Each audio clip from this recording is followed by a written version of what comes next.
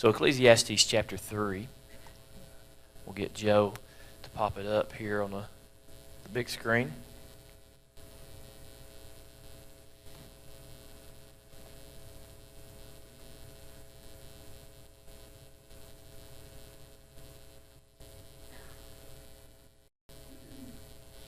This will be out of the Message.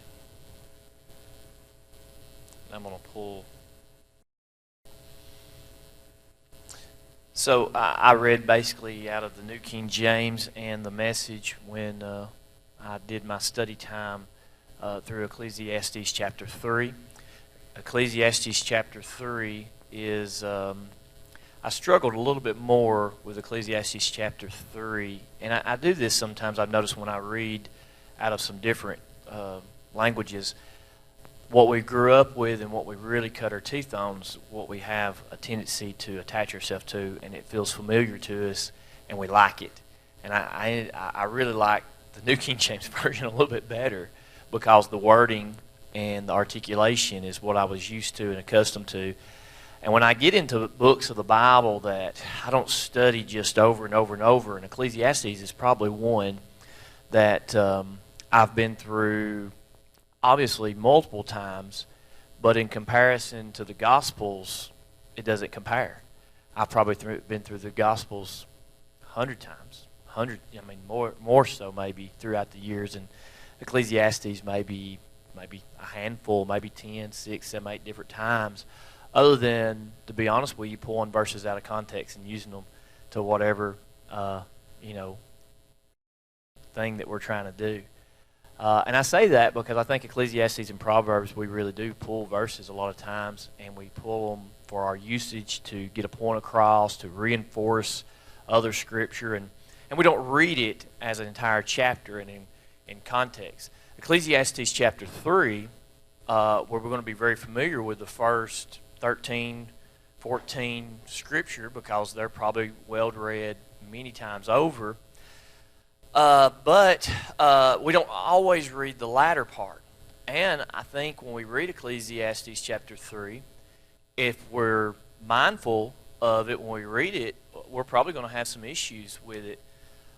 There's a point at the end that I think is probably something worthy of talking about where it puts all Ecclesiastes in perspective. He says that you're no better than an animal. That hey, a man and animal, humans and animals, they all take a breath and they all die.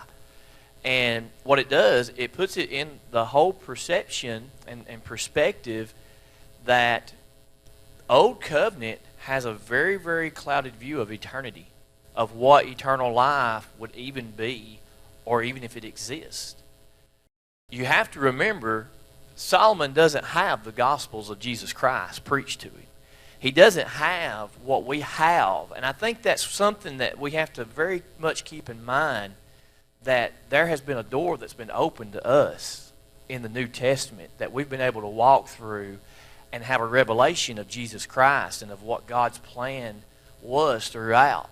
Again, that's why we reiterate how the Old Testament just really points us in a direction to the New Testament, because there's some unanswered things that are great mysteries within the Old Testament, one being eternal life. Now, if we can start looking in a big picture of what God's trying to do in God's plan, and not look at just reading the Bible necessarily just literally, and start looking on comparisons of the Garden of Eden and things like that, and start trying to tie, I think when you start trying to figure out theology, you start seeing a bigger picture. You can see how there's all these shadows of eternal life. How eternal life mingled all throughout, the answers to eternal life are mingled all throughout the Old Testament, but they're very, very hard to see at times. Even sometimes very symbolic. So keep that in mind, that when we read Ecclesiastes chapter 3, there is some interpretation things that we need to look at as far as Hebrews, because I think when he says there's a time to kill, that's a pretty interesting thing to look at. So do we have a free pass? There's a season? No, not really. Would it contradict the sixth commandment? Well, absolutely, if it was the same Hebrew word, but it's not even the same Hebrew word. So let's read at least, let's just go ahead and read the whole chapter out of the Message, and then we'll talk about a few high points, and then we'll move on. So the Bible said here at Ecclesiastes chapter 3, there's an opportune time to do things, a right time for everything on the earth. Now remember, this is out of the Message version, so it's going to be a little unfamiliar probably unless you study that version a lot. The right time for birth and another for death. A right time to plant and another to reap. A right time to kill and another to heal. And I think that's where you start that verse 3, because that always stands out when he says there's a time to kill. That really bothers me. But then if you start tying it together, a time to heal, that putting those two things together, because kill is permanent, right? And heal would be like an injury. And that starts raising, that's an odd pairing that you put together. And that might tend to say, let's investigate this a little more to see what maybe the original text is interpreted. A right time to destroy and another time to construct. He says there's a right time to cry and there's another to laugh. A right time to lament and another time to cheer. A right time to make love and another to be abstain. A right time to embrace and another to part. A right time to search and another to count your losses. A right time to hold on and there's another right time to let go. A right time to rip out and another time to mend. A right time to shut up and another to speak up. A right time to love and another to hate. A right time to wage war and another to make peace. I thought it was interesting because the time to kill really got me, but because everybody says, well, obviously there's war. Well, then why did he reiterate there's a time for war? Because if there's a time for war, there's probably going to be death. So there's a separation there that's distinctive. But in the end, does it really make a difference what anyone does? Solomon reiterates here in those first 9 verses, and he kind of gets back into his circle. That this thing's just one big circle, this big cycle. And that's why you hear it time and time again. Why do we study history? Because it's notorious and has a tendency to repeat itself. And Solomon understands this in his wisdom, that no matter what we do, we end up getting in this circle and repeating these things over and over and over and cycling that. Now, there's always a question that gets brought up. How do we break cycles? And I think basically that's why we love the Gospels, and that's why we love the New Testament. Because that's another reason that we see in Paul writing that you are more than conquerors in Christ Jesus. Because here's what being more than a conqueror is in some sense. If Solomon's laying out that time is basically this circle, and what's amazing, science has studied this, and you could go through all kinds of science and do a lot of neat theoretical stuff, hypothesis of how time repeats itself and how it's just a flat circle. So if we're in this cycle, then Solomon says, then what does it even matter? We're just continuing cycling through. We're repeating the same mistakes over and over and over, and none of it makes a big difference because even if we fix things for my lifetime, then the one that comes behind me messes it all up again. And you see that through history, that there's the fixers that fix everything. Fix the economy, fix the nation, fix independence, fix freedom, and for a time span. Now, whatever that time span is, it may be hundreds of years, right? It may be a long time span, maybe a short time span. Things go really good because things have been, but then what happens? Somebody comes back, a generation that doesn't know God, a generation that just will not, they're going to do it better, and what do they repeat the same mistakes that were repeated before, and then everything becomes broken again, it becomes obsolete, then somebody has to come in again, fix everything, go through all the pains of fixing everything again, building a better society, building a better country, building a better world, and then here comes that cycle again, and it's this one cycle, and that's what Solomon's dealing with. Now, what we have to keep in perception is that there's answers. He wants answers, but has no answers yet in his lifespan out of everything he's tried. Back to being more than a conqueror. How do you break a cycle that seems to never be able to be broken? Well, you can't just defeat what's in your life, but the cycle has to be broken, and it has to not only be conquered, but it has to be more than conquered. It has to be obliterated. It has to be transformed into something that's different, something that's unique, something that's never been before. And through our lives, through my life, there is only one answer to become something and be transformed into something that nobody else can make happen.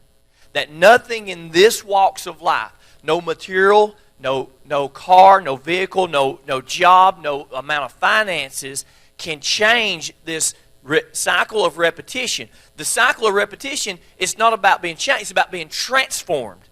So how can that be? I can conquer things in my life. Things can be conquered, but they're just not necessarily transformed because we just continue in this cycle.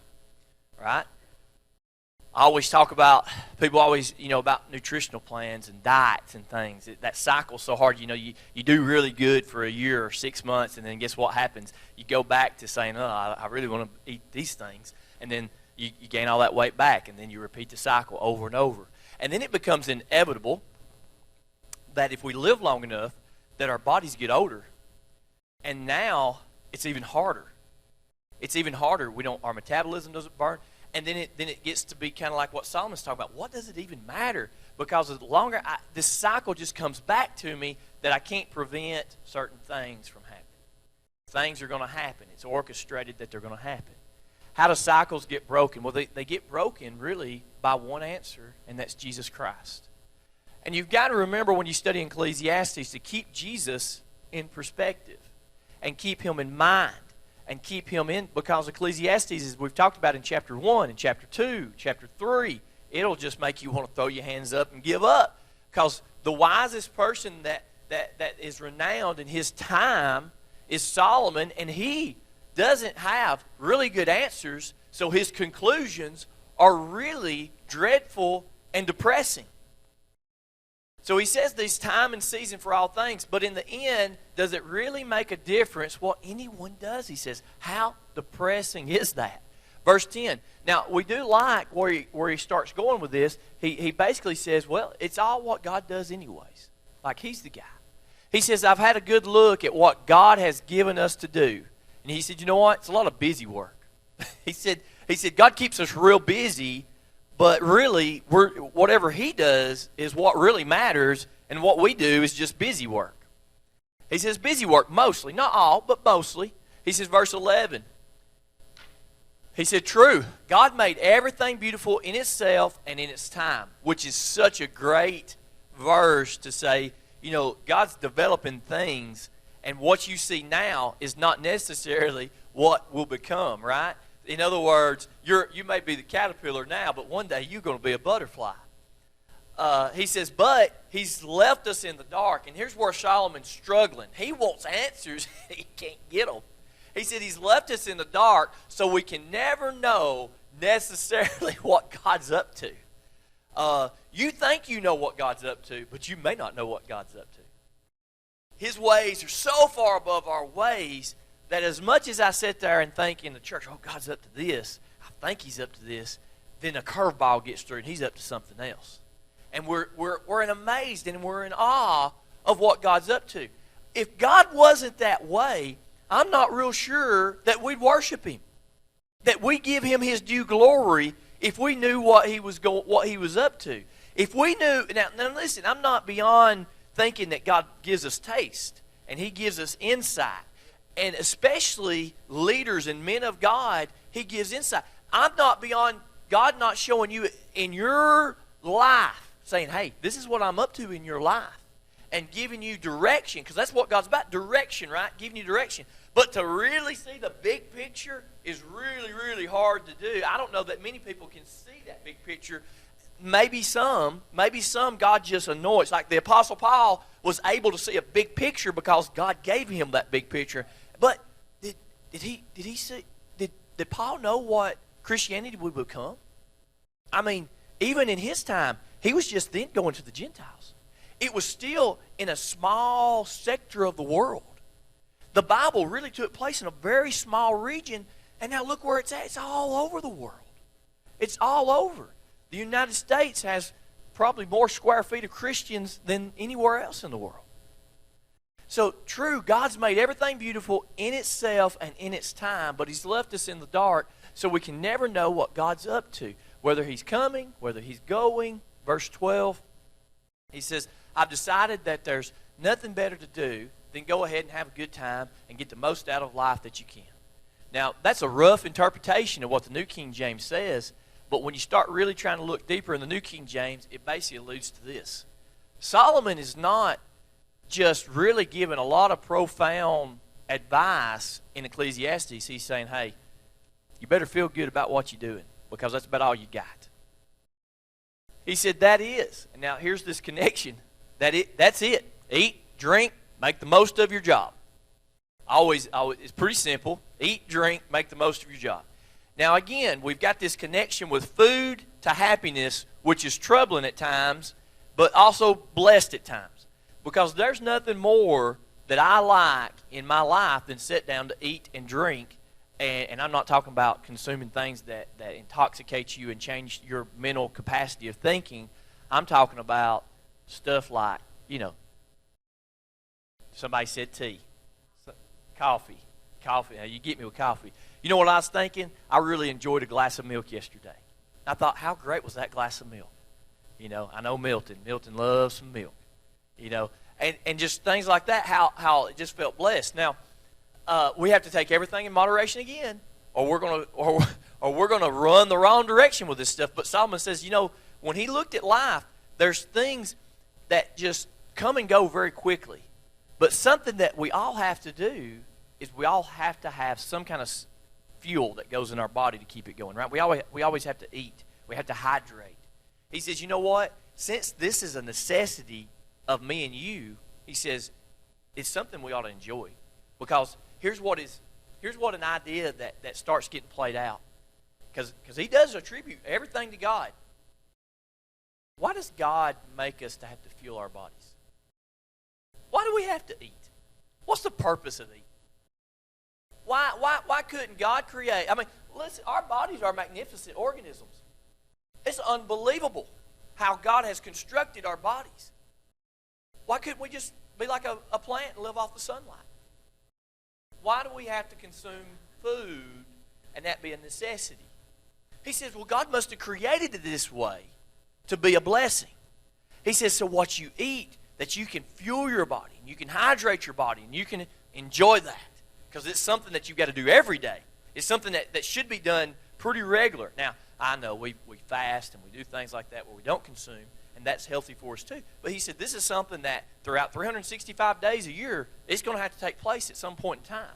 He says enjoy that. And the next thing, he talks about where are you going to spend the majority of your life? What is it that you're going to do the majority of your life? It's going to be your job.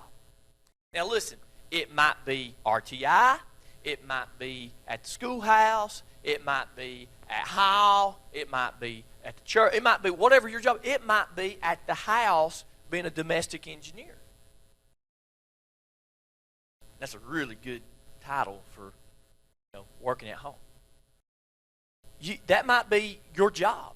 Whatever your purpose, let's change it to purpose because really the Hebrew starts talking about this great big purpose that you have. Because there's no one English word for most of our Hebrew. All right? So this great big purpose, this great big position in life you have, your job, whatever that is, he says you need to make the most of that. Because what's going to bring you more happiness, more excitement, more worth is what you do every day has some kind of meaning to it. It has some meaning to it, what you're doing every day. There's nothing... Sometimes I think there's nothing greater than some of the things that we count as the littlest jobs. You always used to get all this flack. Now we've changed because society has changed, and we're trying to put more importance on things that we didn't put importance on in previous because we feel like we failed. But staying at home and raising kids is probably one of the greatest jobs ever. Probably one of the greatest jobs ever. One of the most difficult jobs ever from a mental standpoint of being frustrated and aggravated and having to keep it all together and keep your means about you and stay focused, and not, here's what we have, not having short-term vision, but having long-term vision, right? I know we have this talk, you want to be friends, you want your children to like you, but I was supposed to be, I'm at this point, there's a time and season to be a parent, not to be a best friend. And sometimes being a parent, you got to be, I don't know, the bad guy, I guess. I mean, I hate to say it that way, but my extensive dealings with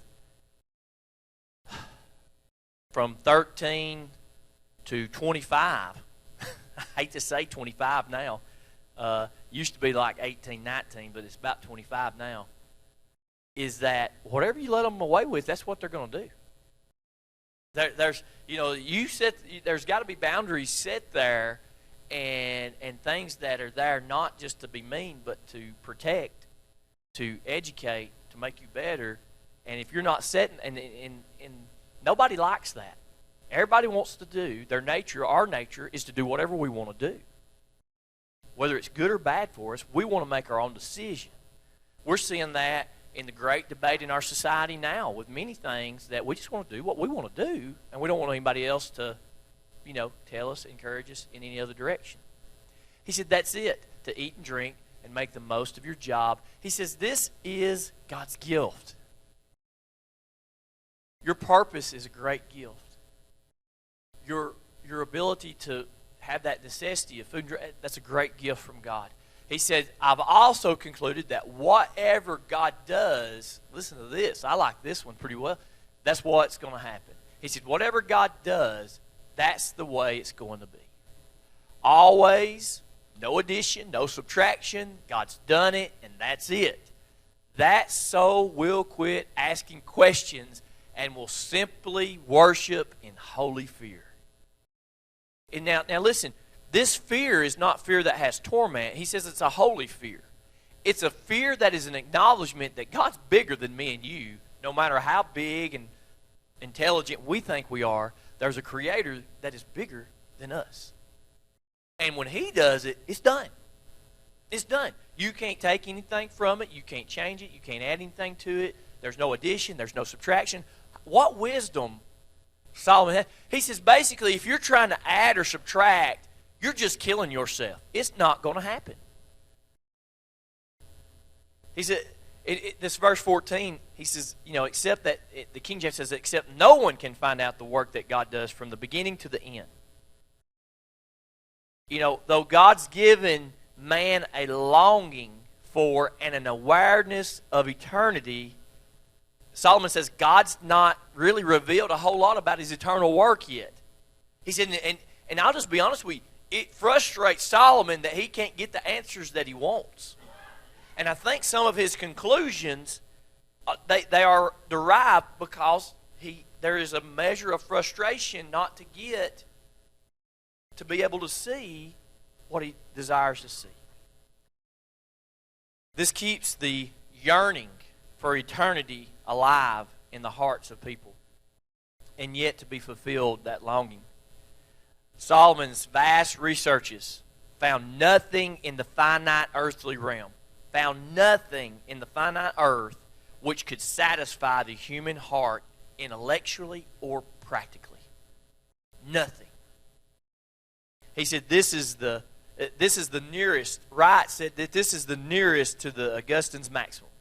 You've made us for yourself, and our hearts are restless until they can find peace in you. I've kind of left some of the season things because we've got more wrapped up here.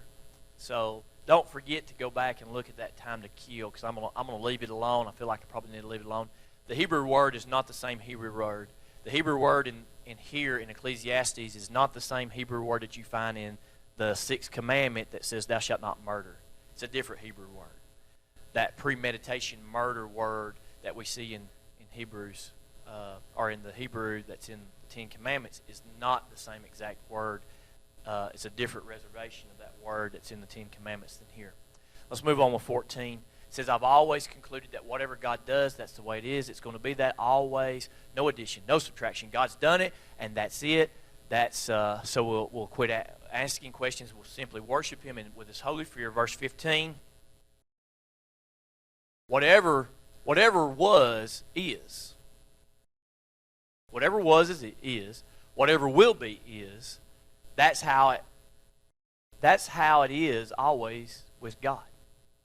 Verse 16, if I took another good look at what's going on, the very place of judgment is corrupt. He said the place of righteousness is corrupt. I said to myself, God will judge the righteous and the wicked. There's a right time for everything, every deed, and there's no getting around it.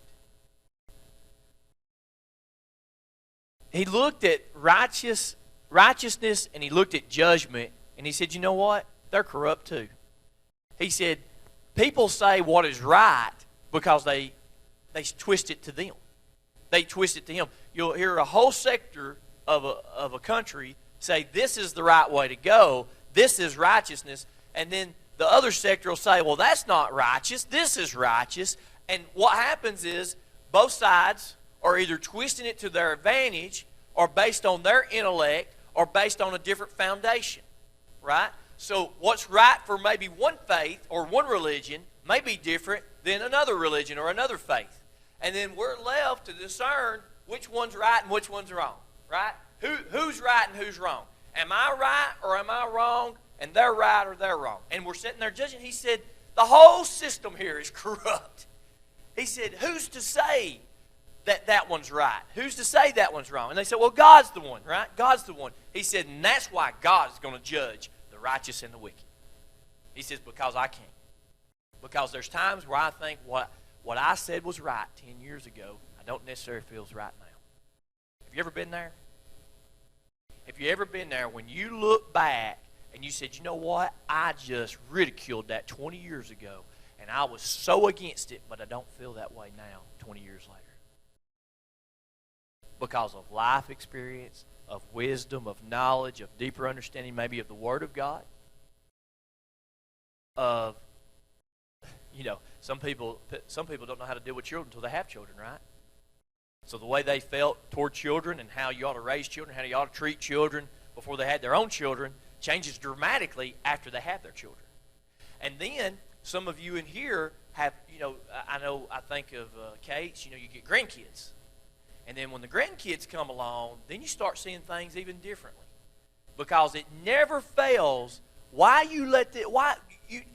You sitting here trying to raise your kids, and your mom, your dad, which is grandma and grandpa, says, oh, that's all right. And I'm saying, when I was that age, you beat the ever-loving daylights out of me for this. But now you want to give them candy for it.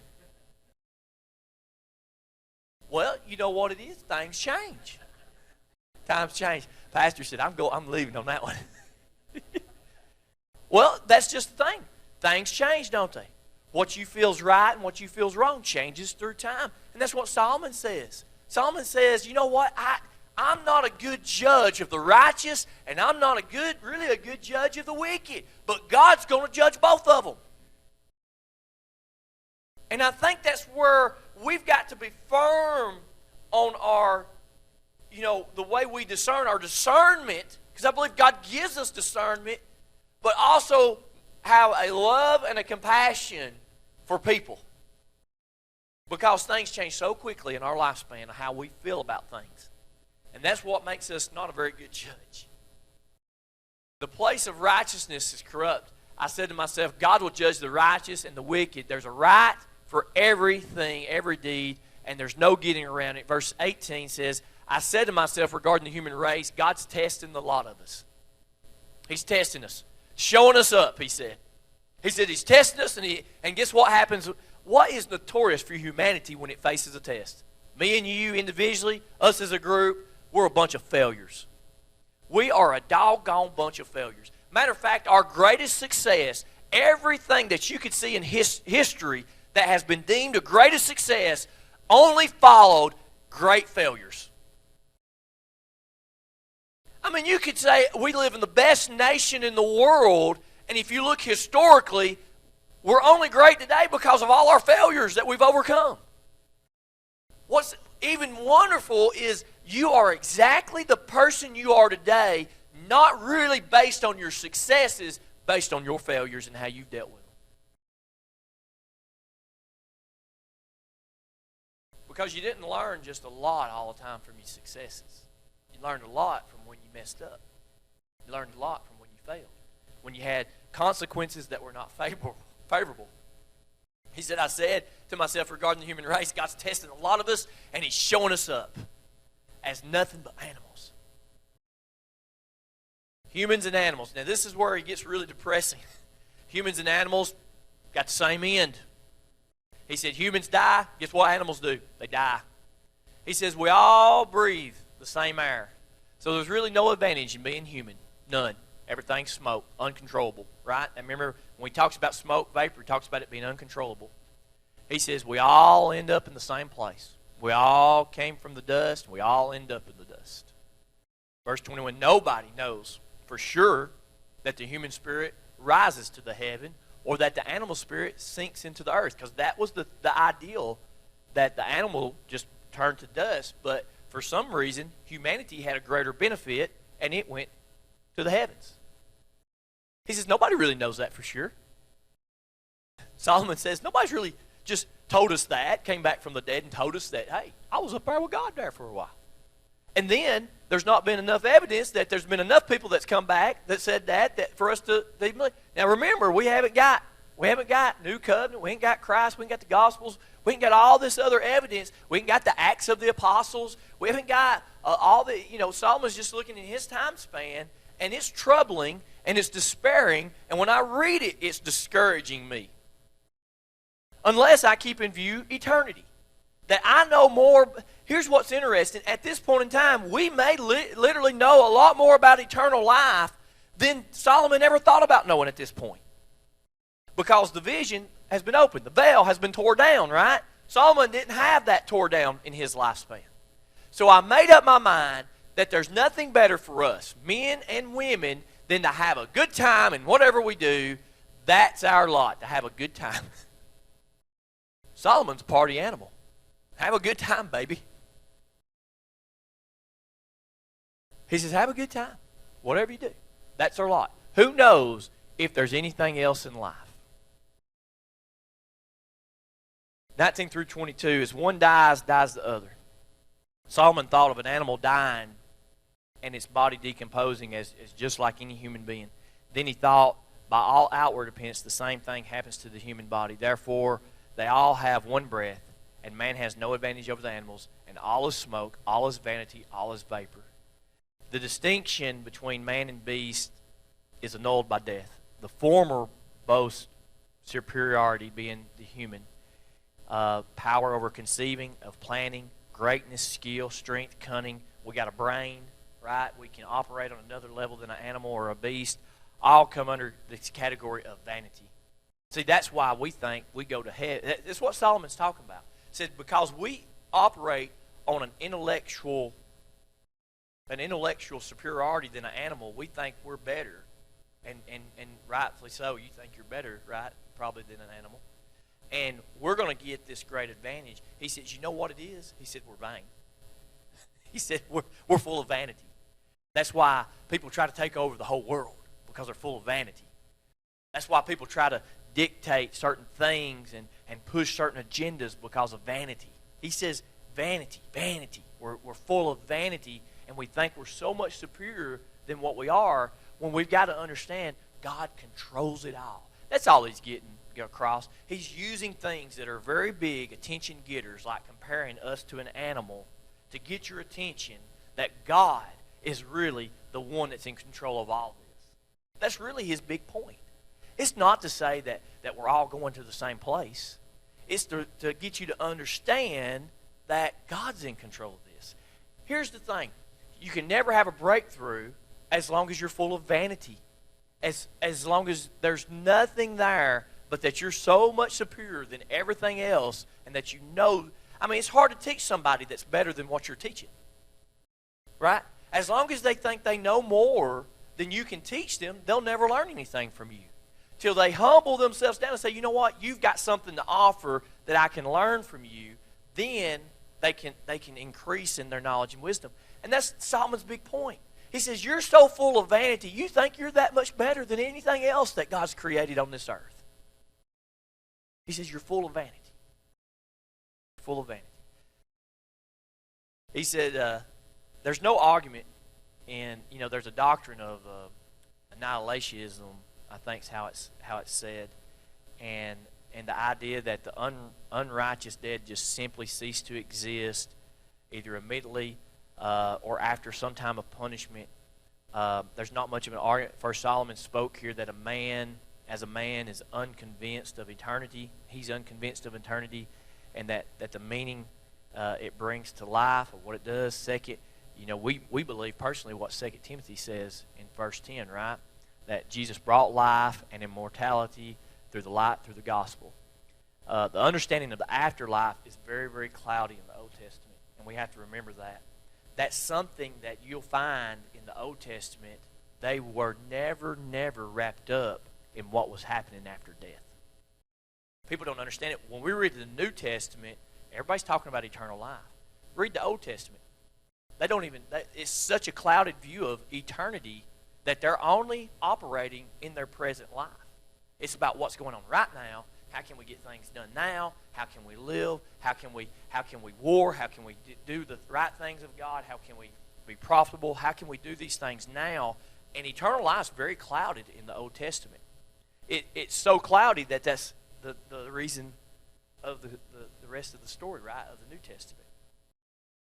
It becomes very much clearer in the New Testament what eternal life's all about.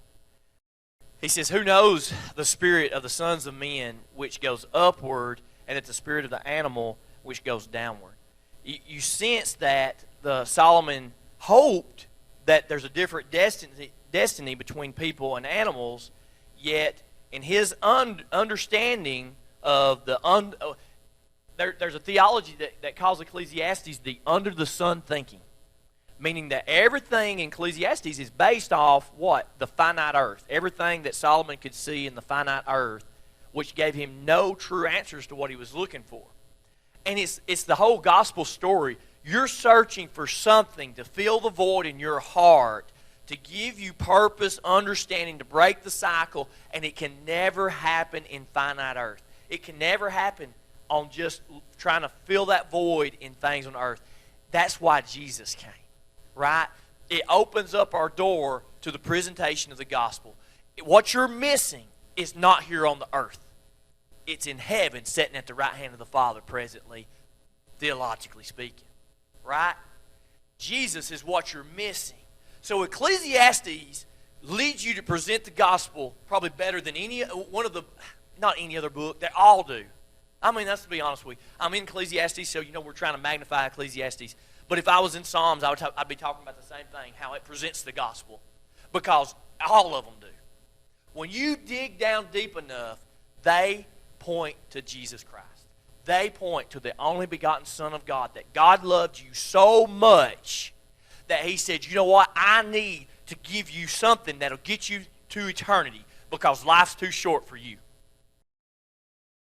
Life's too short because of sin. Life's too short for my creation because they've got the puppet strings cut, and they've got free will, and they make choices that are destructive to them. So we've got to give them ability to make right choices. We've got to give them ability to take steps in the right. Now, that's a total free will theology. That's a great theology, and it makes us feel good. So we're not going deeper than that right now. Because some people say God ordained it all, and it's just we step by that. Because God knows all. Who knows? We sense that he thinks there's a distinction between them, but yet when he does his under the sun thinking theology, he sees that there's no real reason to believe it, but he wants to, and he says, well, who knows then? Who knows? Who knows if there's anything else to life? What makes Solomon a wise individual is that he still has questions. He don't know everything. He doesn't know everything. And he leaves it open to say, you know what, who knows? Here's what my experiments have showed me, but they've not given me any true gratification, because what it leads to is what's here on earth cannot answer my questions. Verse 23. Or is that the end? That's the end, ain't it, Joe? I thought verse 22 was the end. Who knows? He leaves this up. He says there's a time and season. There's inevitable things that happen on this earth that we see throughout all history, throughout every cycle, throughout all the time. There's a season that this happens. There's a season that this happens. And it goes back and forth, and it's frustrating because it just continues this cycle and this circle. And then he goes on to say, it's very frustrating. Here's what I've decided. I've come to another conclusion through this writing, through this exploration in chapter 3, that we better enjoy what we eat, what we drink, and we better really enjoy our job. I think I need to use this when I'm advising college students on their degree major. You better pick the right job. You better pick something that's, quit looking at the financial numbers all the time, because sometimes, well, here's what we know. Money will help, but money won't bring you eternal happiness whatsoever. And you're going to be frustrated when you wake up every day and you're going somewhere that you don't want to be and doing something that you don't want to do. Right? So, let's find something that we can make. And a lot of that's all perception, right? And perspective. Right? Faith changes the way we look at everything. So our faith makes going into RTI, going into the sock mill, going into the children's place, going into Walmart. I've got some people that really have as many people that I talk to that are employed by Walmart that really don't like working for them. I've also come across some that really enjoy working at Walmart. I didn't realize that existed, but I have lately come across that. And what they do is they have a different perception of their job. Their purpose at Walmart is different than just getting a paycheck. That's a good way to look at what we spend 40 hours, 50 hours of our life doing, right? Saying, there's something, I'm doing this. God's got me doing this a lot of time. It's got to be more than a paycheck. It's got to be more than just paying the house payment or the car payment or the grocery bill. It's got to be a little bit more to it than just this. God bless you. We appreciate you coming out. We've got 15 till. Joe, you may want to hold the thing, or 15 till. You may want to let them go back there.